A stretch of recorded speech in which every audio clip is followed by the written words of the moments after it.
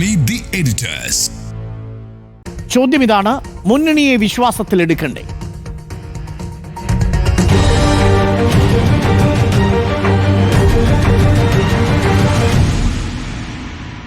Welcome back.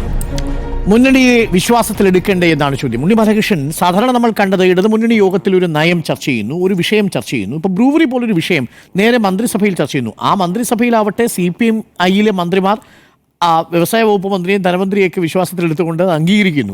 പിന്നീട് CPI എതിർപ്പ് ഉയർത്തുന്നു. അപ്പോൾ മന്ത്രിസഭാ യോഗം ചർച്ച ചെയ്ത് തീരുമാനിച്ച വിഷയമായതുകൊണ്ട് മുന്നണിയിൽ എതിരഭിപ്രായം പറഞ്ഞപ്പോൾ മുഖ്യമന്ത്രി അതിനെ എതിർക്കുന്നു. മാത്രമല്ല, സർക്കാരിൽ അവതരിപ്പിച്ചതിന് ശേഷം മുന്നണി ചർച്ച ചെയ്യുക എന്ന തലതിരിഞ്ഞ തീരുമാനമാണോ ഇപ്പോൾ LDF-ന്റേത്? അല്ല, ഇന്നിപ്പോൾ നമ്മൾ ഈ ഘടകകക്ഷികളെ വിശ്വാസത്തിലെടുക്കണ്ടേ എന്ന ചോദ്യം എടുത്ത് ചർച്ച ചെയ്യുമ്പോൾ ഇന്ന് മുന്നണി യോഗം നടന്നത് CPIയുടെ ആസ്ഥാനത്താണ്, അല്ലേ? സാധാരണഗതിയിൽ AK സെന്ററിലാണല്ലോ ഈ യോഗം നടക്കുക. ഇന്നിപ്പോൾ CPIയുടെ ആസ്ഥാനത്തേക്ക് മുഖ്യമന്ത്രി അടക്കമുള്ള ആളുകൾ വന്നിട്ട് അവിടെ യോഗം നടത്തുന്നതാണ് നമ്മൾ കണ്ടത്. എന്ന് മാത്രവുമല്ല, അപ്പോൾ അതിൽ നിന്ന് ഭിന്നമായിട്ട് ഏതാണ്ട് 3 മണിക്കൂറോളമാണ് ഇന്ന് LDF യോഗം ഉണ്ടായിരുന്നത്. സാധാരണഗതിയിൽ LDF യോഗം കുറച്ച് ദീർഘമായി തന്നെയാണ് നടക്കുന്നത്. അപ്പം ഞാൻ ഈ LDF-ലെ ചില ഘടകകക്ഷി നേതാക്കളുമായിട്ടൊക്കെ സംസാരിക്കുമ്പോഴൊക്കെ അവർ പറയുന്നൊരു കാര്യം, വളരെ ഇൻറ്റൻസായ ഡിസ്കഷൻ നടക്കുന്ന യോഗങ്ങൾ തന്നെയാണിത് എന്നുള്ളതാണ്. ആ വാക്ക് തന്നെയാണ് അവർ ഉപയോഗിച്ചിട്ടുള്ളത്. ഇൻറ്റൻസായ ഡിസ്കഷൻ നടക്കുന്നു എന്നുള്ളതാണ്. ഇപ്പോൾ അരുൺ പറഞ്ഞത് വളരെ ശരിയായിട്ടുള്ളൊരു കാര്യമാണ്. കാരണം വെച്ചാൽ ഇപ്പോൾ ബ്രൂവറി വിഷയം എന്ന് പറയുന്നത് വളരെ പ്രധാനപ്പെട്ട ഒരു വിവാദ വിഷയമായിട്ട് നിൽക്കുന്നു.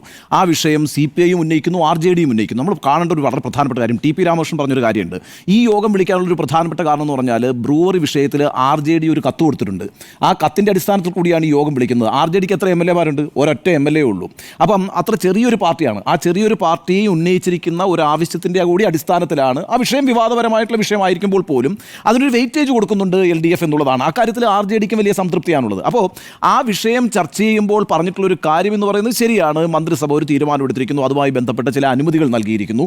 അതുകൊണ്ട് ഇനി ആ തീരുമാനത്തിൽ നിന്ന് പിന്നോട്ട് പോകാൻ കഴിയില്ല എന്നുള്ളതാണ്. പക്ഷേ പ്രശ്നം എന്താണെന്ന് വെച്ചാൽ, യഥാർത്ഥത്തിൽ ഈ പറയുന്ന മദ്യനയത്തിൻ്റെ അടിസ്ഥാനത്തിലാണല്ലോ, അതായത് LDF തീരുമാനിച്ച മദ്യനയത്തിൻ്റെ അടിസ്ഥാനത്തിലാണല്ലോ ബ്രൂവറിയും ഡിസ്റ്റിലറിയൊക്കെ അനുവദിക്കാൻ തീരുമാനിച്ചിട്ടുള്ളത്. അപ്പോൾ ആ മദ്യനയം എന്ന് പറയുന്നത് ഡിസ്റ്റിലറി അനുവദിക്കാൻ തീരുമാനിച്ചിട്ടുണ്ട് എന്നുള്ള ആ കാര്യം അണ്ടർസ്റ്റുഡാണ്. പക്ഷേ പ്രശ്നം വരുന്നത് എവിടെയാണെന്ന് വെച്ചാൽ, പാലക്കാട് പോലൊരു സ്ഥലത്ത്, എലപ്പള്ളി പോലൊരു പ്രദേശത്ത് ബ്രൂവറി വരുന്നു എന്നുള്ളതാണല്ലോ. അവിടെ ജലലഭ്യതയുടെ പ്രശ്നമുണ്ട്, ജല ദൗർലഭ്യത്തിൻ്റെ പ്രശ്നമുണ്ട്. അപ്പോൾ അവിടെ ഒരു ജലചൂഷണം സംഭവിക്കുമെന്നും നേരത്തെ കൊക്കക്കോള അടക്കമുള്ള ഫാക്ടറികൾക്ക് കുത്തുകൾക്കെതിരായിട്ട് അവിടെ ഇടതുപക്ഷം അടക്കമുള്ള ഒരു സമരം ചെയ്തിട്ടുള്ളതൊക്കെ ഈ ജല ചൂഷണവുമായി ബന്ധപ്പെട്ടാണ്. അപ്പോൾ അങ്ങനെ ഒരു സ്ഥലം തിരഞ്ഞെടുക്കപ്പെട്ടു എന്നുള്ളതാണ് പ്രധാനമായും വിമർശനമായിട്ട് വന്നിരിക്കുന്നത്. പക്ഷേ ഇന്നിപ്പോൾ അത് പിന്നെ എന്താ പറയുക, ഒരർത്ഥത്തിൽ വീറ്റോ ചെയ്തിരിക്കുകയാണ്. കാരണം മന്ത്രിസഭാ തീരുമാനം എടുത്തു പോയി, അതിൻ്റെ അനുമതികൾ നൽകിപ്പോയി, ഇനി പിന്നോട്ട് പോകാൻ കഴിയില്ല എന്നുള്ളതാണ്.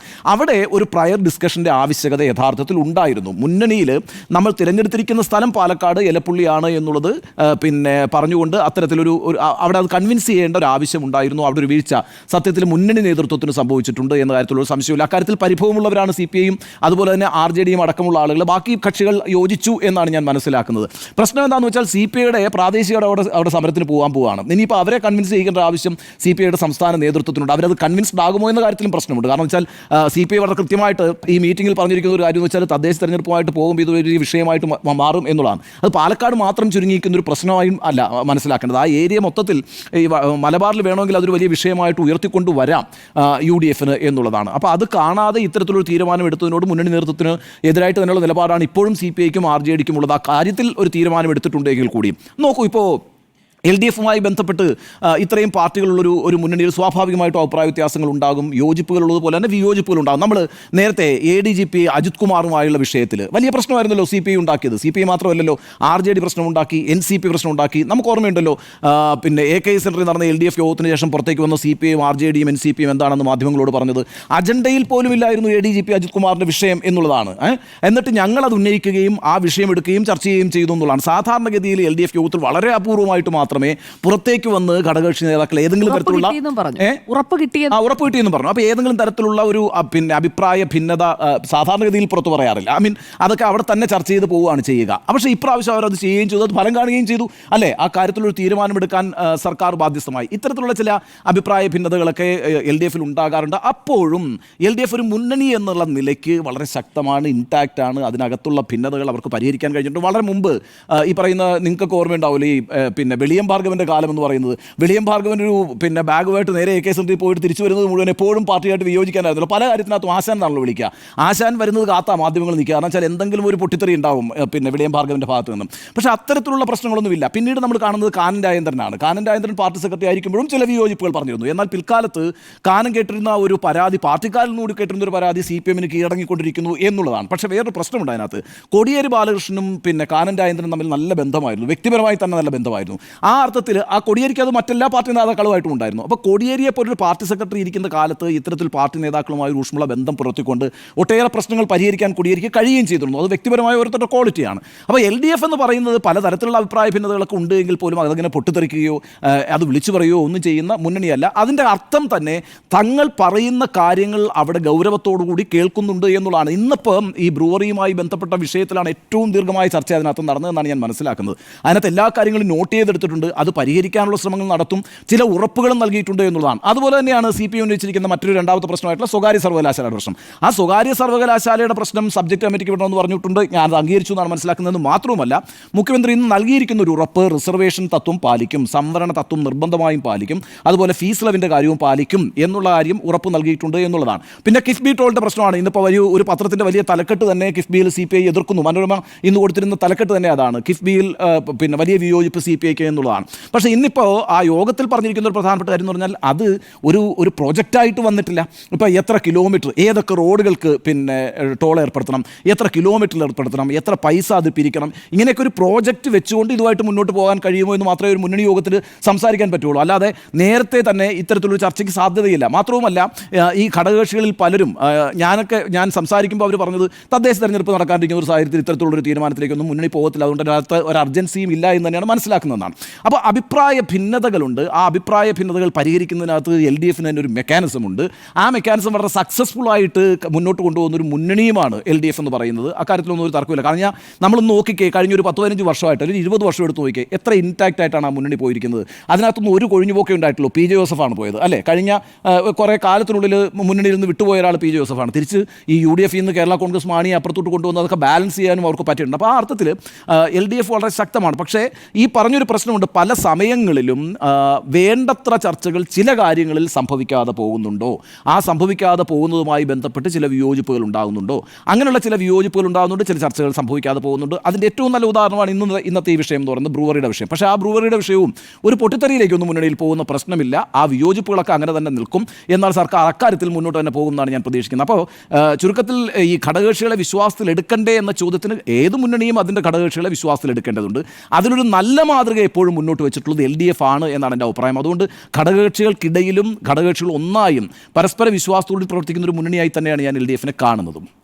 ഓക്കെ, ഈ വിഷയത്തിൽ എന്നെ അത്ഭുതപ്പെടുത്തുന്നത് കേരളത്തിൽ ഇന്നേ വരെ LDF പ്രവർത്തിച്ചുകൊണ്ടിരുന്നൊരു രീതിയിൽ നിന്നൊരു മാറ്റം കാണുന്നുണ്ടോ എന്നുള്ളതാണ്. ആ മാറ്റം എന്ന് പറയുന്നത് ഇപ്പോൾ ഏറ്റവും ഒടുവിൽ ഈ സ്വകാര്യ സർവകലാശാല ബില്ല്, ആ ബില്ല് 3-ാം തീയതി അവതരിപ്പിക്കാൻ പോവുകയാണ് എന്ന് മുഖ്യമന്ത്രി പറയുന്നു. അതുകൊണ്ട് അതിന്മേൽ ഇനി ചർച്ച ആവശ്യമില്ല എന്ന നിലപാട് മുഖ്യമന്ത്രി എടുക്കുന്നു. എവിടെയാണ് എടുക്കുന്നത്? ഇടതുമുന്നണി യോഗത്തിലാണ്.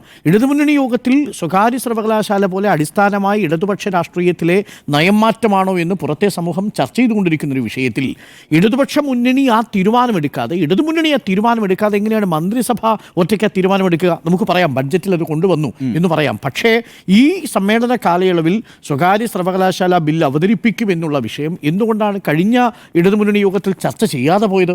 ഇനി അത് ചർച്ച ചെയ്യാൻ വേണ്ടിയിട്ട് RJD-യും CPI-യും ആവശ്യം ഉന്നയിക്കുമ്പോൾ അത് തീരുമാനിച്ച വിഷയമാണെന്നും 3-ാം തീയതി ഉന്നത വിദ്യാഭ്യാസ മന്ത്രി സഭയിൽ അത് ടേബിൾ ചെയ്യാൻ പോവുകയാണെന്നും അതിന്മേൽ ഇനി കൂടുതൽ ചർച്ച വേണ്ടെന്നും മുഖ്യമന്ത്രി പറയുമ്പോൾ അത് ഇടതുമുന്നണി ഇതുവരെ നമ്മൾ കണ്ടുവന്നിരുന്ന ഒരു പ്രവർത്തന രീതിയിൽ നിന്ന് മാറുന്നുണ്ടോ എന്നൊരു സംശയമാണ് എനിക്കുള്ളത്. ഒന്ന്, അതൊരു ആരോഗ്യകരമായ ഒരു രീതിയുമല്ല. പ്രത്യേകിച്ച് നയപരമായ മാറ്റങ്ങൾ ചർച്ച ചെയ്യേണ്ടത് മന്ത്രിസഭാ യോഗത്തിലല്ല, പകരം ആ മന്ത്രിസഭാ യോഗത്തിൻ്റെ തന്നെ രാഷ്ട്രീയ അസ്തിത്വം പുറത്തു നിൽക്കുന്ന ഇടതുമുന്നണിയാണ്. ആ ഇടതുമുന്നണിയിൽ ചർച്ച ചെയ്താൽ മാത്രമാണ് നമുക്ക് അക്കാര്യത്തിൽ കാര്യങ്ങൾ ബോധ്യമാവും. മാത്രമല്ല, മന്ത്രിസഭയിൽ ഇല്ലാത്ത ഘടകകക്ഷികളുണ്ട്. ഘടകകക്ഷികളുണ്ട്. അത് വളരെ പ്രധാനപ്പെട്ട കാര്യമാണ്. അപ്പം ആ വിഷയങ്ങളെല്ലാം അങ്ങനെയാണല്ലോ. ഒരു കോമൺ മിനിമം പ്രോഗ്രാം ആണല്ലോ എപ്പോഴും ഒരു മുന്നണി സംവിധാനത്തെ നിലനിർത്തുന്നത്.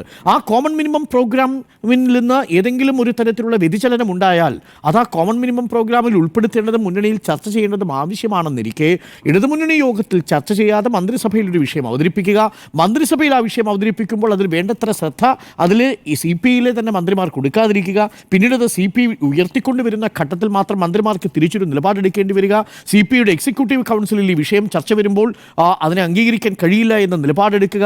ഇത് പക്ഷേ മുന്നണി യോഗത്തിൽ അവതരിപ്പിക്കുമ്പോൾ അതിനെ വീറ്റോ ചെയ്തു പോകുന്ന സാഹചര്യമാണ്. 2 കക്ഷികൾ മാത്രമാണ് ബ്രൂവറി വിഷയത്തിൽ എതിർപ്പറിയിച്ചിരിക്കുന്നത്. ബാക്കിയുള്ള 9 കക്ഷികളും ഈ വിഷയത്തിൽ അനുകൂല നിലപാടാണ് എടുത്തിരിക്കുന്നത്. അതുകൊണ്ട് സ്വാഭാവികമായും വീറ്റോ ചെയ്തു പോകും. പക്ഷേ അടിസ്ഥാനമായി CPI ഉയർത്തിയ വിഷയങ്ങൾ ആ ഇടതുമുന്നണി യോഗത്തിൽ ചർച്ച ചെയ്യപ്പെടേണ്ടതായിരുന്നു എന്നാണ് എൻ്റെ ടേക്ക്. അങ്ങനെ ഒരു തീരുമാനം വരുന്നതിന് മുൻകൂട്ടി ചർച്ച ചെയ്യേണ്ടതായിരുന്നു. കാര്യം ഇതിൽ അടിസ്ഥാനമായിട്ടുള്ള 3 പ്രശ്നങ്ങളാണല്ലോ. ഒന്ന്, മദ്യനയത്തിൽ ഒരു വലിയ മാറ്റം വരുത്തിയതിന് ശേഷം 99-ന് ശേഷം നമ്മൾ ആദ്യമായൊരു ബ്രൂവറിയും ഡിസ്റ്റിലറിയും ബ്ലെൻഡിംഗ് യൂണിറ്റും അനുവദിക്കുകയാണ്. ഈ സാഹചര്യത്തിൽ കഴിഞ്ഞ 25 വർഷത്തിൽ ആദ്യമായൊരു ബ്രൂവറിയും ഡിസ്റ്റിലറിയും ഒക്കെ അനുവദിക്കുന്ന സാഹചര്യത്തിൽ അത് മുന്നണി യോഗത്തിൽ ചർച്ച ചെയ്യപ്പെടേണ്ട വിഷയമാണ്.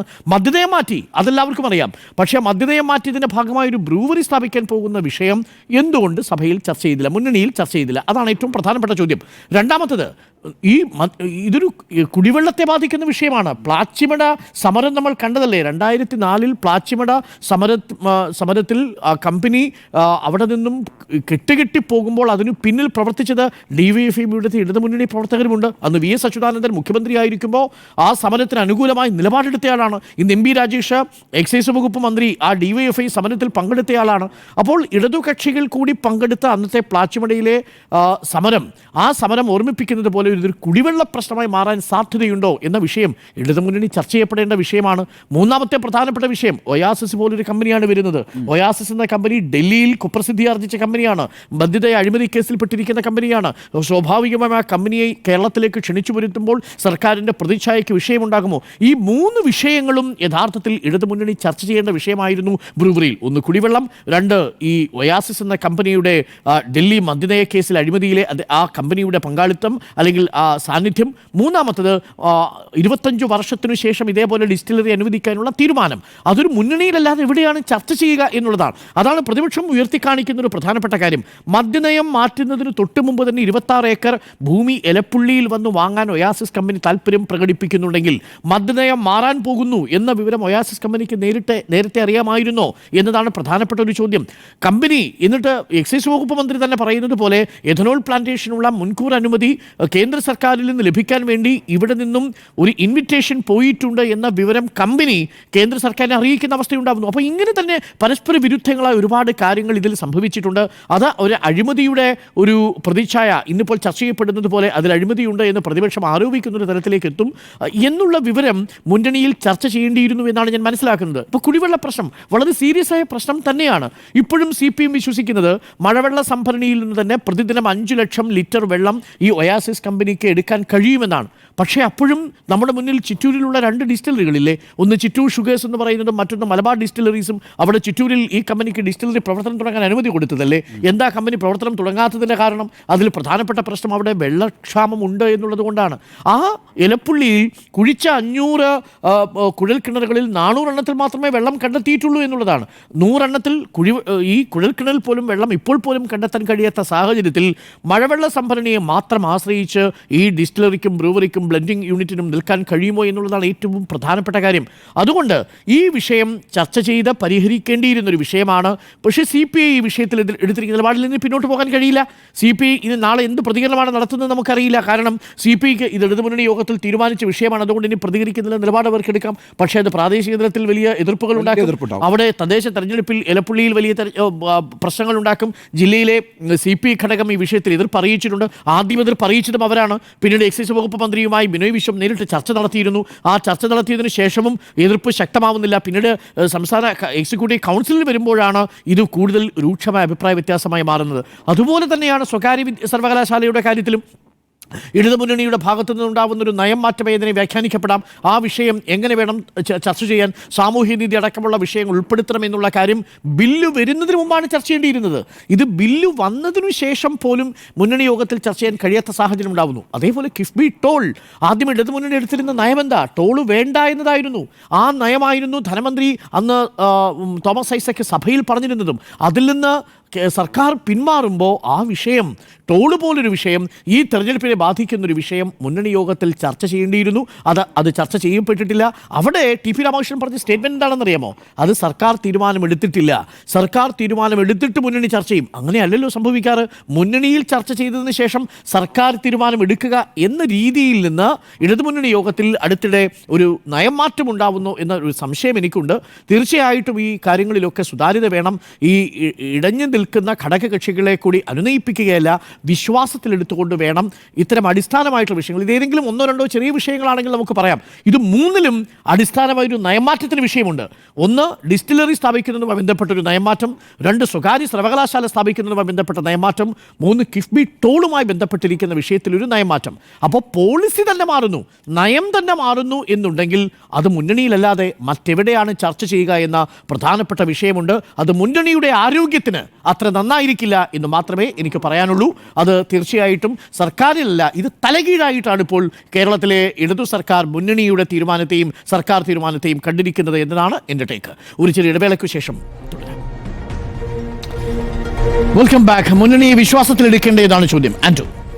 അരുൺ സാർ പറഞ്ഞതുപോലെ തന്നെ ഈ നയപരമായ തീരുമാനങ്ങൾ എടുക്കേണ്ട സ്ഥലം എന്ന് പറയുന്നത് LDF യോഗം തന്നെയാണ്. അതിനകത്ത് സംശയമൊന്നുമില്ല. CPI സംബന്ധിച്ചിടത്തോളം ആണെങ്കിലും RJDയെ സംബന്ധിച്ചിടത്തോളം ആണെങ്കിലും അവരുടേതായ ആശങ്കകളും പരാതികളും ഒക്കെ ഉന്നയിക്കാൻ പറ്റിയ സ്ഥലം എന്ന് പറയുന്നത് ഈ പറഞ്ഞ LDF യോഗം തന്നെയാണ്. അതിൻ്റെ അടിസ്ഥാനത്തിലാണല്ലോ RJD കത്ത് കൊടുക്കുകയും ഈ പറഞ്ഞ യോഗത്തിൽ ഈ പറഞ്ഞ കാര്യങ്ങളെല്ലാം ചർച്ച ചെയ്യുകയും ചെയ്തത്.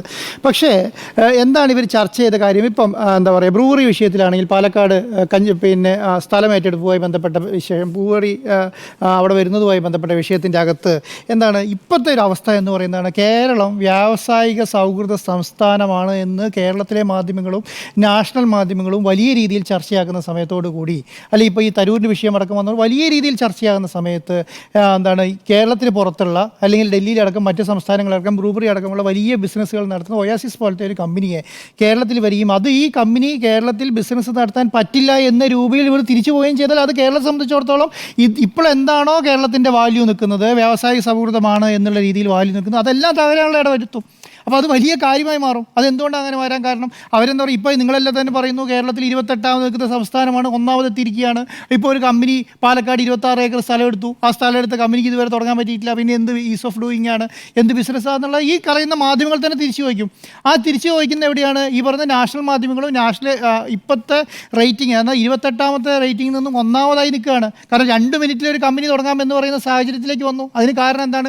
ഈസ് ഓഫ് ഡൂയിങ് ബിസിനസ്സിൻ്റെ ഭാഗമാണ്. കാരണം ഒയാസിസ് കമ്പനി അന്ന് പ്രതിപക്ഷ നേതാവ് ചോദിച്ച ഒരു ചോദ്യം എന്ന് പറയുന്നത്, മന്ത്രി അറിഞ്ഞില്ലേ ഈ കാര്യങ്ങൾ, ഡോക്യുമെൻ്റ് കണ്ടില്ലേ ഈ കാര്യങ്ങൾ വന്നത് എന്നുള്ളതാണ്. അപ്പം പി രാജീവ് പറഞ്ഞ കാര്യം എന്ന് പറയുന്നത് ഞാൻ കാണേണ്ട കാര്യമില്ല. കേരളത്തിലെ ഇപ്പോഴത്തെ സംവിധാനത്തിൽ അവസാനിച്ച് 2 മിനിറ്റ് കൊണ്ട് ഒരു കമ്പനി തുടങ്ങാവുന്ന സംവിധാനം കേരളത്തിലുണ്ട്. അതുകൊണ്ട് എന്താണ്, അവർക്ക് എന്താണോ ബിസിനസ് കേരളത്തിൽ തുടങ്ങേണ്ടത് ആ ബിസിനസ് തുടങ്ങേണ്ട ലൈസൻസുകളും ബാക്കിയുള്ള ഡോക്യുമെൻറ്റുകളും എവിടെയാണ് 3.5 വർഷം കഴിഞ്ഞിട്ട് അവർ സബ്മിറ്റ് ചെയ്താൽ മതി. അത്രയും വലിയ രീതിയിലുള്ള ഒരു ഈസ് ഓഫ് ഡൂയിങ് ബിസിനസ് ഉള്ള സംസ്ഥാനത്ത് ഇപ്പോൾ ഒരു കമ്പനി വരികയും ആ കമ്പനിക്ക് കേരളത്തിൽ ബിസിനസ് തുടങ്ങാൻ പറ്റുകയും അത് തിരിച്ചു പോവുകയും ചെയ്തിട്ട് അത് വലിയ രീതിയിലുള്ള ഡീഗ്രേഡിങ് കേരളത്തെ സംബന്ധിച്ചിടത്തോളം ഉണ്ടാകും എന്നുള്ളതാണ്. അതുകൊണ്ടുകൂടിയാണ് മുഖ്യമന്ത്രി ഇന്നത്തെ LDF യോഗത്തിൽ പറഞ്ഞ എന്താണ്, ഇത് ഓൾറെഡി മന്ത്രിസഭാ യോഗത്തിൽ എടുത്ത തീരുമാനമാണ്. ആ തീരുമാനമാണ് ഇപ്പോൾ നടപ്പിലാക്കിക്കൊണ്ടിരിക്കുന്നത്. CPM മന്ത്രിമാരും CPI മന്ത്രിമാരും എന്താണ് സംസ്ഥാന സെക്രട്ടറി അടക്കമുള്ളവർ ഈ പറയുന്ന പദ്ധതിയായിട്ട് മുന്നോട്ട് പോകുന്നു. ഓൾറെഡി തീരുമാനം എടുത്താണ്. ആ തീരുമാനത്തിൽ മാറ്റം വരുത്താൻ പറ്റില്ല. പിന്നെ എന്താണ് നിങ്ങളുടെ ആശങ്ക എന്ന് ചോദിച്ചപ്പോൾ പറഞ്ഞ കാര്യം എന്താണ്, എലപ്പുള്ളിയിൽ നിന്ന് വേറൊരു സ്ഥലം പരിഗണിച്ചുകൂടെ എന്നാണ് വിശ്വം ചോദിച്ചത്. എലപ്പുള്ളിയല്ല, അവിടെ എന്താണ് വെള്ളത്തിൻ്റെ പ്രശ്നമാണ് കാര്യമായിട്ട് CPI ഉയർത്തിക്കാട്ടിയത്. ആ വേറൊരു സ്ഥലം പരിഗണിച്ചുകൂടെ എന്ന് ചോദിച്ചപ്പോൾ ഗോവിന്ദ മാഷ് പറഞ്ഞ കാര്യം എന്ന് പറയുന്നത്, അത് എന്താണ്, ആ കാര്യം ഞങ്ങൾ പരിഗണിക്കാം. കുടിവെള്ളവുമായി ബന്ധപ്പെട്ട ഒരു പ്രശ്നവും ഇല്ലാത്ത രീതിയിലേ ഈ ബിസിനസ് മുന്നോട്ട് കൊണ്ടുപോകുള്ളൂ. നിങ്ങളുടെ ആവശ്യം എന്താണ്? കുടിവെള്ളത്തിൻ്റെ പ്രശ്നങ്ങളാണ്. അവിടെ കുടിവെള്ളവുമായി ബന്ധപ്പെട്ട ഒരു പ്രശ്നം ഈ പറഞ്ഞ ബ്രൂവറി കമ്പനി വരുന്നതോടുകൂടി ഉണ്ടാവില്ല എന്നുള്ളതാണ്. അപ്പോൾ കുടിവെള്ളം പ്രശ്നങ്ങളില്ലെങ്കിൽ പിന്നെ CPIക്ക് എന്താ പ്രശ്നം? CPI ഒരു പ്രശ്നമില്ല. കാരണം അവർ പറയുന്ന കാര്യം അവിടുത്തെ കുടിവെള്ള പ്രശ്നമാണ്. അത് RJDക്കും അത് തന്നെയാണ് പ്രശ്നം. അപ്പോൾ കുടിവെള്ളം ഇല്ലാത്തൊരു സ്ഥലത്ത്, കുടിവെള്ളവുമായി ബന്ധപ്പെട്ട ഒരു സ്ഥലത്ത് കുടിവെള്ളം കിട്ടാത്തൊരവസ്ഥയോട് കൂടി അവിടെ ഒരു ഫാക്ടറി വരിക എന്ന് പറഞ്ഞാൽ ആ പ്രശ്നം ഞങ്ങൾ പരിഹരിച്ചോളാം. ആ ഉത്തരവാദിത്തം ഞങ്ങൾ ഏറ്റെടുത്തിരിക്കുന്നു. ഈ LDFലെ മെയിൻ ഒന്നാമത്തെ ഘടകകക്ഷി എന്നുള്ള നിലയ്ക്ക് CPIM അത് ഏറ്റെടുത്തിരിക്കുന്നു. വേറെ എന്തെങ്കിലും നിങ്ങൾക്ക് പറയാൻ വേറെ അവർക്കൊന്നും പറയാനില്ല ആ കാര്യവുമായി ബന്ധപ്പെട്ട കാര്യത്തിനകത്ത്. മറ്റേ എന്താണ് പ്രൈവറ്റ് യൂണിവേഴ്സിറ്റിയുമായി ബന്ധപ്പെട്ട കാര്യത്തിന് അവർ രണ്ട് പറഞ്ഞ കാര്യങ്ങൾ പരിഗണിക്കാമെന്നു അത് സെർച്ച് കമ്മിറ്റിക്ക് വിടുകയും ചെയ്തു.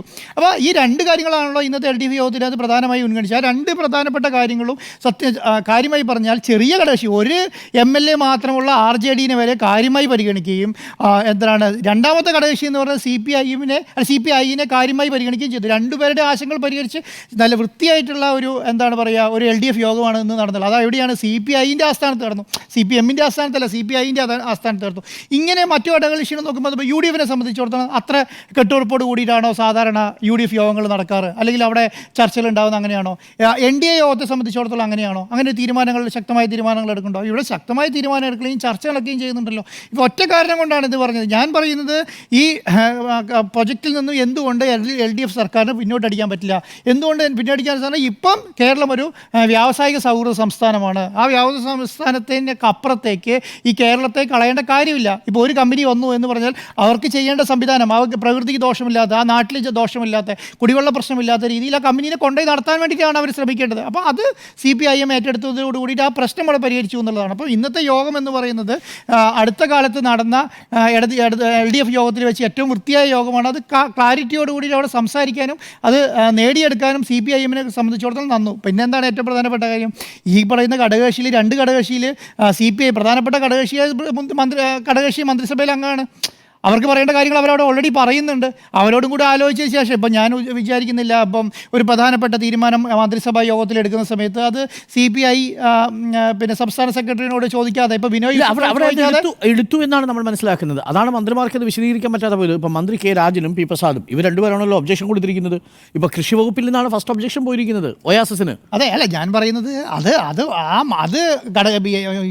LDF യോഗത്തിൻ്റെ പ്രശ്നമല്ല, അത് CPIൻ്റെ പ്രശ്നമാണ്. അല്ല CPIൻ്റെ ഘടകകക്ഷിയിലെ മന്ത്രിമാർ എന്തെങ്കിലും കാര്യം മന്ത്രിസഭാ യോഗത്തിൽ സംസാരിക്കുന്നതിന് മുൻപ് അവർക്ക് തീരുമാനം എടുക്കുന്നതിന് എന്തെങ്കിലും ഒബ്ജക്ഷൻ ഉണ്ടെങ്കിൽ ആ ഒബ്ജക്ഷൻ രേഖപ്പെടുത്തുകയും അത് അവരുടെ CPIൻ്റെ പാർട്ടിയിൽ സംസാരിക്കുകയും അവിടുത്തെ സംസ്ഥാന സെക്രട്ടറിയോട് സംസാരിക്കുകയും അവിടുത്തെ നേതാക്കന്മാരുമായി സംസാരിക്കേണ്ട വീഴ്ചയാണ് സംഭവിച്ചിട്ടുണ്ടാവുക. അല്ലാതെ അതൊരിക്കലും അത് മന്ത്രിസഭാ യോഗത്തിൻ്റെ പ്രശ്നമല്ല. മനസ്സിലായോ? അപ്പോൾ അവർക്ക് എന്തെങ്കിലും വിയോജന കുറിപ്പ് കൊടുക്കുന്നുണ്ടെങ്കിൽ അത് CPI നേതാക്കന്മാരുമായി മന്ത്രിമാരും CPI നേതാക്കന്മാരുമായിട്ടുള്ള പ്രശ്നം. അതൊരിക്കലും മന്ത്രിസഭാ യോഗത്തിൻ്റെ പ്രശ്നമല്ലല്ലോ. അപ്പം മന്ത്രിസഭാ യോഗത്തിലെടുത്ത തീരുമാനം എന്ന് പറയുന്നത് അവരെ സംബന്ധിച്ചിടത്തോളം അവരുടെ പാർട്ടിയും അവരുടെ നേതാക്കന്മാരുമായി ചർച്ച ചെയ്യേണ്ടിയിരുന്നതാണ്. അതിൽ ചർച്ച ചെയ്ത് വീഴ്ച വരുത്തിയിട്ടില്ലെന്ന് നമുക്ക് പറയാൻ പറ്റില്ല. പക്ഷേ മന്ത്രിസഭയെ സംബന്ധിച്ചിടത്തോളം മന്ത്രിസഭ ഒറ്റക്കെട്ടായി എടുത്ത തീരുമാനമാണ് ബ്രൂവറിക്ക് അനുമതി കൊടുക്കുക എന്നുള്ളത്. പിന്നെ എന്താണ് അടുത്ത കാര്യം? മദ്യനയം ആരുടെ തീരുമാനമാണ്? LDFിൻ്റെ തീരുമാനമാണ്. ആ LDFിൻ്റെ തീരുമാന പ്രകാരമാണ് ഈ പറഞ്ഞ ബ്രൂവറിയും ഈ ഡിസ്റ്റിലറിയൊക്കെ തുടങ്ങാമെന്ന് പറയുന്നത്. LDFിൻ്റെ പിന്നെന്താണ് പറഞ്ഞ മദ്യനയത്തിൻ്റെ പ്രധാനപ്പെട്ട ഒരു കാര്യമാണല്ലോ ഈ പറഞ്ഞ രണ്ടും, ബ്രൂവറി ആണെങ്കിലും ഡിസ്റ്റിലറി ആണെങ്കിലും. അത് രണ്ടും തുടങ്ങാൻ അവരോട് LDF യോഗം തന്നെ തീരുമാനിച്ചതാണ്. പിന്നെ മൊത്തത്തിൽ LDF എടുത്ത തീരുമാനമാണ് അതിൽ തീരുമാനിക്കുന്നത്. അപ്പോൾ അത് തീരുമാനിച്ചു. ആ തീരുമാനിക്കാൻ നടപ്പിലാക്കുമ്പോൾ പിന്നെ അത് എന്തിലാണ് ഈ പറഞ്ഞ മന്ത്രിസഭയിൽ പറഞ്ഞു. ആ മന്ത്രിസഭയിൽ പറഞ്ഞ കാര്യം നടപ്പിലാക്കുമ്പോൾ പ്രാദേശികമായി ഉയർന്നു വന്ന പ്രശ്നങ്ങളെ CPI ചൂണ്ടിക്കാട്ടിയേ ഉള്ളൂ. അതിനേക്കാൾ വേറെ പ്രശ്നമൊന്നുമില്ല. LDF എടുത്ത തീരുമാനം എന്ന് പറയുന്നത് ഈ പറഞ്ഞ പോലെ മദ്യനയം അവർ രൂപീകരിച്ചു. ആ മദ്യനയം രൂപീകരിച്ച് ബ്രൂവറിയും ഡിസ്റ്റിലറിയും കൊടുക്കാൻ തീരുമാനിച്ചു. ആ കൊടുക്കാൻ തീരുമാനിച്ചത് മന്ത്രിസഭ അംഗീകരിച്ചു. മന്ത്രിസഭ അംഗീകരിച്ച സ്ഥലം പാലക്കാടാണ്. പാലക്കാട് ഈ സാധനം വരുമ്പോൾ ഈ ഡിസ്റ്റിലറിയും ഇതും വരുന്ന സമയത്ത് അവിടെ ഉണ്ടാകുന്ന പ്രശ്നം, പ്രാദേശികമായി ഉണ്ടാകുന്ന പ്രശ്നം CPIൻ്റെ പ്രാദേശിക ഘടകം ഉന്നയിക്കുന്നു. പ്രാദേശിക ഘടകം സംസ്ഥാന ഘടകത്തോട് പറയുന്നു. സംസ്ഥാന ഘടകം LDFിൽ ഉന്നയിക്കുന്നു. അപ്പോൾ ഇതൊരു പ്രോപ്പർ അല്ലേ? നേരത്തെ തീരുമാനിച്ചൂടെ എന്നുള്ളതാണ് ചോദ്യം. നേരത്തെ തീരുമാനിക്കുന്നത് LDFിൻ്റെ മദ്യനയത്തിൽ അങ്ങനെയാണെങ്കിൽ ഇപ്പൊ എന്താണ് വാർത്ത? മുന്നണിയിൽ പോലും അഭിപ്രായ വ്യത്യാസം ഇല്ല എന്ന് പ്രതിപക്ഷം പറയുന്ന സാഹചര്യത്തിലേക്ക് എത്തിയില്ലേ? നേരത്തെ ഇത് വന്നാൽ കുഴപ്പമില്ല, യോഗത്തിൽ കുടിവെള്ള പ്രശ്നമില്ല എന്ന് CPM അത് ഏറ്റെടുത്തു എന്ന് CPIക്ക് പറയാലോ. അങ്ങനെയല്ല, ഇടതുപക്ഷത്തെ സംബന്ധിച്ചിടത്തോളം ഇടതു മുന്നണിയെ സംബന്ധിച്ചിടത്തോളം മദ്യനയത്തിൽ ഇവർക്ക് അഭിപ്രായ വ്യത്യാസമുണ്ട്. ബ്രൂവറിയും ഡിസ്റ്റിലറിയും വേണ്ട എന്ന് തീരുമാനിച്ചാൽ ബ്രൂവറിയും ഡിസ്റ്റിലറിയും വേണ്ട. അപ്പോൾ ആ തീരുമാനം അവിടെയല്ല സംസാരിക്കേണ്ടത്. അവിടെ സംസാരിച്ചിട്ടില്ലല്ലോ. ബ്രൂവറിയും ഡിസ്റ്റിലറിയും ചെയ്യാമെന്നും ഒരു കേരളത്തിലെ LDF എന്ന് പറയുന്ന സംവിധാനം മുഴുവൻ ഒറ്റക്കെട്ടായി ഒരു LDFൽ മദ്യനയം പുറത്തുകൊണ്ടിരിക്കുകയും ആ മദ്യനയത്തിൽ ഈ പറഞ്ഞ സംവിധാനം എങ്ങനെ മദ്യം കേരളത്തിൽ വിൽക്കണം, എങ്ങനെ മദ്യത്തെ പ്രതിരോധിക്കണം, ഏതൊക്കെ രീതിയിലാണ് മദ്യത്തിൻ്റെ വ്യാപാരം നടത്തേണ്ടത്, എല്ലാം ബന്ധപ്പെട്ട കാര്യങ്ങളാണ് ഈ മദ്യനയം എന്ന് പറയുന്നത്. ആ മദ്യനയത്തിൽ ഇവരെടുത്ത തീരുമാനമാണ് ഈ ബ്രൂവറിയും ഡിസ്റ്റിലറിയും ചെയ്യുക എന്നുള്ളത്. ആ തീരുമാനമാണ് നടപ്പിലാക്കുന്നത്. പിന്നെ അത് എവിടെ നടത്തണ്ട എന്ന് തീരുമാനിക്കുന്നത് ആ നടത്താൻ ചെല്ലുമ്പോഴറിയും. ഇപ്പം ഞാൻ ഉദാഹരണം പറഞ്ഞിട്ടുണ്ടെങ്കിൽ നമ്മൾ എറണാകുളത്ത് പിന്നെ എന്താ വേസ്റ്റ് കൂട്ടിയിടുന്ന സ്ഥലമുണ്ട്. എവിടെയാണ്?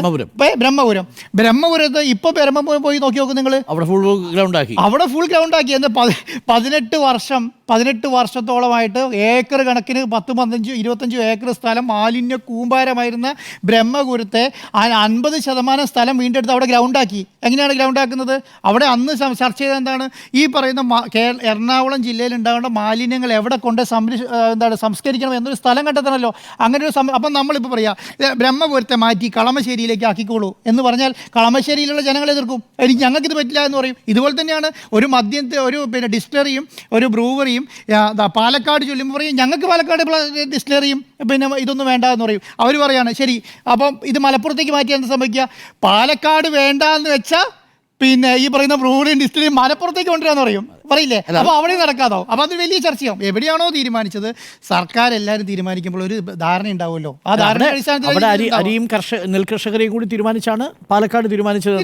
അതെ. അപ്പോൾ നമുക്ക് ഒരു ഇടവേള കൂടി വേണം. ഇടവേളയ്ക്ക് ശേഷം വെൽക്കം ബാക്ക്. മുന്നണി വിശ്വാസത്തിൽ എടുക്കേണ്ടതാണ് ചോദ്യം. സുജയ, മുന്നണിയെ വിശ്വാസത്തിലെടുക്കണം.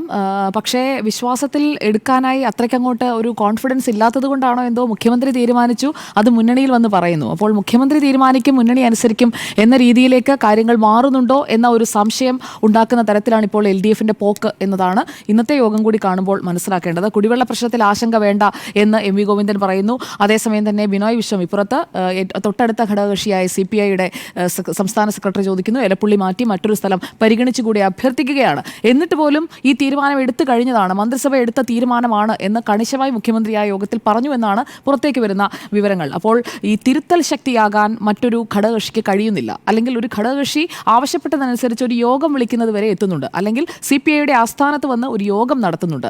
അതിനപ്പുറത്തേക്ക് ഒരു തിരുത്തലിന് മറ്റാർക്കും കഴിയാത്ത വണ്ണം അവിടെ മുഖ്യമന്ത്രിയും CPIഎമ്മും തീരുമാനമെടുക്കുന്ന ഡിസിഷൻ മേക്കേഴ്സായി മാറുന്നു എന്നുള്ളത് ഈ വിഷയത്തിൽ വളരെ ശക്തമായി തന്നെ നമ്മൾ കണ്ടു കഴിഞ്ഞ കാര്യമാണ്. ഇവിടെ എക്സൈസ് മന്ത്രി ഒരു ഭാഗത്ത് രാഷ്ട്രീയ വിശദീകരണ യോഗം ഒക്കെ നടത്തി, അല്ലെങ്കിൽ വാർത്താ സമ്മേളനങ്ങളിലൂടെ കൃത്യമായ കണക്കുകൾ പറഞ്ഞ് പ്രതിപക്ഷത്തിന് മറുപടി പറഞ്ഞ് മുന്നോട്ട് പോകുന്നു. അങ്ങോട്ടും ഇങ്ങോട്ടും വാദപ്രതിവാദങ്ങളൊക്കെ LDFും UDFും തമ്മിൽ നടക്കുന്നു, അല്ലെങ്കിൽ കോൺഗ്രസും CPIഎമ്മും തമ്മിൽ നടക്കുന്നു. അവിടെ CPIയുടെ ബിനോയ് വിശ്വം ചെന്ന് വിട്ടിരിക്കുന്നത് വലിയൊരു ഊരാക്കുടുക്കിലാണ്. അദ്ദേഹത്തിന്റെ പാർട്ടിക്കുള്ളിൽ തന്നെ എന്തിനാണ് നിങ്ങൾ ഈ LDF യോഗത്തിന് പോകുന്നത് എന്ന് ബിനോയ് വിശ്വത്തോട് ചോദിക്കുന്ന രീതിയിലേക്ക് കാര്യങ്ങൾ എത്തിയിട്ടുണ്ട് എന്ന് വേണം മനസ്സിലാക്കാൻ. കാരണം രാഷ്ട്രീയം പറയാൻ CPIയുടെ താഴെത്തട്ടിലുള്ളവർക്ക് കഴിയുന്നില്ല എന്നൊക്കെ പറഞ്ഞ് ദ്വൈവാരികയിൽ അദ്ദേഹത്തിന്റെ കത്തൊക്കെ വന്ന ദിവസമാണ്. പക്ഷേ മുന്നണി യോഗത്തിൽ പോയി അദ്ദേഹം പറയുന്ന രാഷ്ട്രീയം എന്താണ്, മന്ത്രിസഭാ യോഗത്തിൽ CPIയുടെ മന്ത്രിമാർ പോയി പറയുന്ന ആ പാർട്ടിയുടെ അഭിപ്രായം എന്താണ് എന്ന ഒരു കാര്യം ഈ വിഷയത്തോടു കൂടി ചർച്ചയാവുകയാണ്. അപ്പോൾ CPIഎം തീരുമാനിക്കുന്ന കാര്യങ്ങൾ അനുസരിക്കുന്ന ഘടകകക്ഷിയായി CPI മാറിയോ? കാരണം നേരത്തെ CPI അങ്ങനെ ആയിരുന്നില്ലല്ലോ. തിരുത്തലുകൾ വരുത്താൻ കാനം രാജേന്ദ്രനൊക്കെ കഴിഞ്ഞിരുന്നു, മുൻഗാമികൾക്ക് കഴിഞ്ഞിരുന്നു.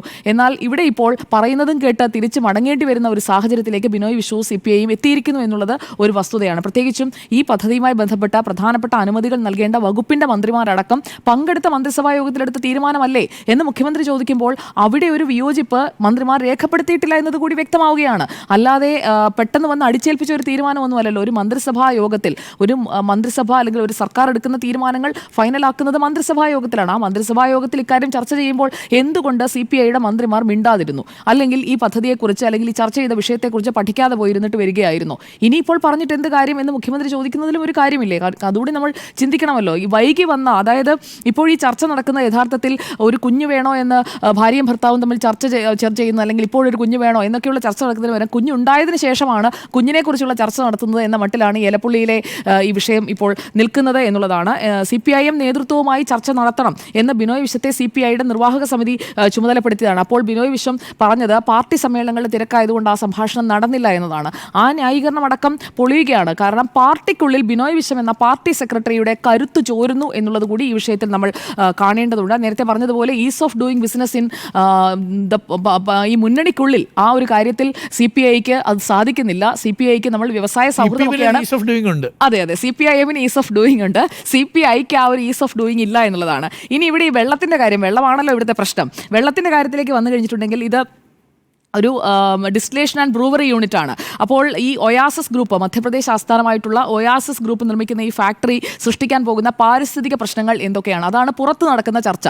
അത് മുന്നണി യോഗത്തിലേക്ക് ഇന്നാണ് ചർച്ചയ്ക്ക് വരുന്നത്. ഇതിനു മുൻപ് പരിഗണിച്ചു പോയിട്ടുണ്ട്, എങ്കിലും പൂർണ്ണ തോതിൽ ഒരു കത്തിന്റെ അടിസ്ഥാനത്തിലുള്ള ചർച്ച നടക്കുന്നത് ഇന്നത്തെ യോഗത്തിലാണ്. അപ്പോൾ അവിടുത്തെ ജലത്തിന്റെ ഉപയോഗം, ഗുണനിലവാരം, മണ്ണു മലിനീകരണം, വായു മലിനീകരണം, ഈ പ്രോജക്റ്റ് വരുമ്പോൾ ചർച്ചയാകേണ്ട വിഷയങ്ങൾ ഇതൊക്കെയാണ്. അതേക്കുറിച്ച് ഇപ്പോഴാണോ ചർച്ച ചെയ്യുന്നത് എന്നതാണ് LDF ഈ ചർച്ച ചെയ്യുമ്പോഴേക്കും പരിഹാസത്തോടെ ജനങ്ങൾ പുറത്തിരുന്ന് ചോദിക്കുക എന്നുള്ള ഒരു വാസ്തവം കൂടി അവിടെയുണ്ട്. ഉൽപാദന ശേഷി എത്രയാണ്? ആ ഉൽപാദന ശേഷി എന്ന് പറയുന്നത് നമുക്ക് ആ എഥനോൾ പ്ലാന്റിന്റെ കാര്യത്തിൽ, അല്ലെങ്കിൽ സർക്കാർ ഇറക്കിയ അന്നത്തെ ആ വാർത്താക്കുറിപ്പിൽ അല്ലെങ്കിൽ ആ ഉത്തരവിൽ പറഞ്ഞിരിക്കുന്ന ആ ഒരു വരി മാത്രമാണ് ഇതിന്റെ ഉൽപാദന ശേഷി സംബന്ധിച്ച് നമ്മുടെ മുന്നിൽ പബ്ലിക് ഡൊമൈനിലുള്ള ഏക കാര്യമെന്ന് പറയുന്നത്. ശരിക്കും അവർ ഉൽപ്പാദിപ്പിക്കാൻ പോകുന്നത് ഒരു ദിവസം 5 ലക്ഷം ലിറ്റർ ആണ്. ഒരു ദിവസം 5 ലക്ഷം ലിറ്റർ ഉൽപ്പാദിപ്പിക്കാൻ പോകുമ്പോൾ എവിടെ നിന്നാണ് അതിനുള്ള വെള്ളം? ഇത്രമാത്രം വെള്ളം ഉപയോഗിക്കാൻ പറ്റുന്ന മഴവെള്ള സംഭരണിയെക്കുറിച്ചാണ് പറയുന്നത്. ഇവിടെ ഈ ഉൽപാദന ശേഷി എന്ന് പറയുന്നത് ഇപ്പോൾ 1 ലിറ്റർ സ്പിരിറ്റ് ഉൽപ്പാദിപ്പിക്കുന്നതിന് 33 ലിറ്റർ, ഇതിന്റെ ചില പഠനങ്ങളുടെ അടിസ്ഥാനത്തിലാണ് ദ ബെവറേജ് ഇൻഡസ്ട്രി എൻവയോൺമെന്റൽ റൗണ്ട് ടേബിൾ അനുസരിച്ച് ആ കണക്കിൽ പറയുന്നത് 1 ലിറ്റർ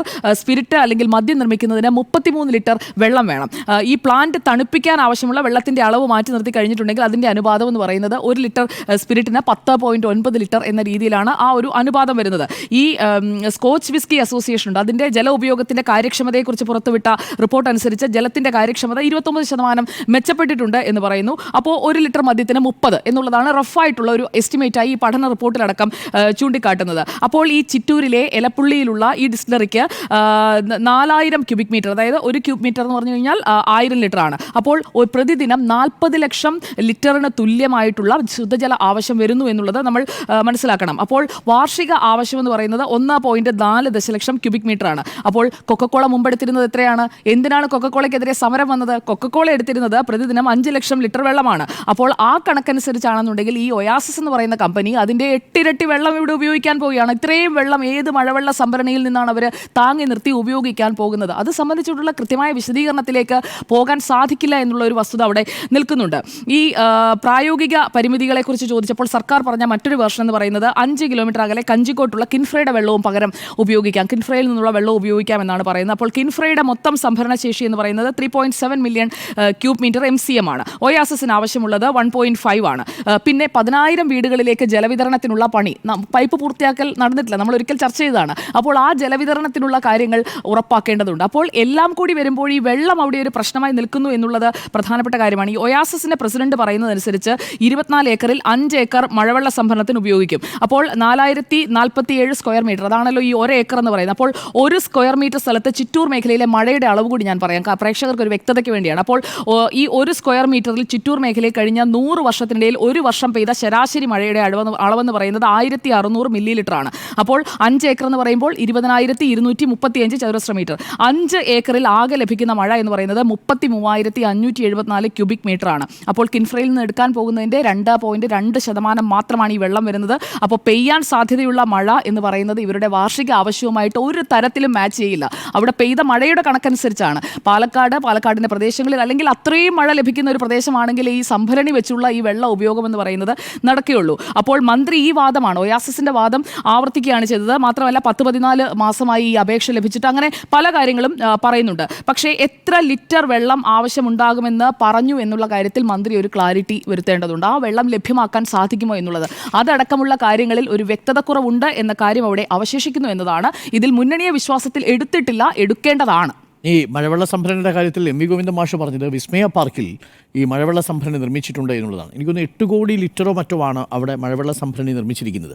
1.5 ഏക്കർ 1.5 ചതുരശ്ര കിലോമീറ്റർ ചുറ്റളവിൽ മറ്റുമാണ് മഴവെള്ള സംഭരണി തീർത്തിരിക്കുന്നത്.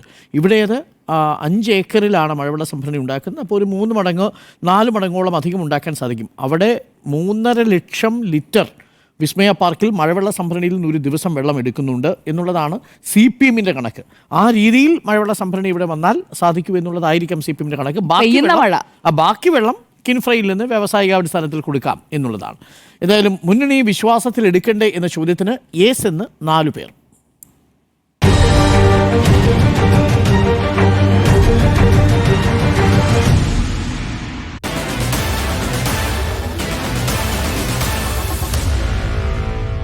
Meet the editors.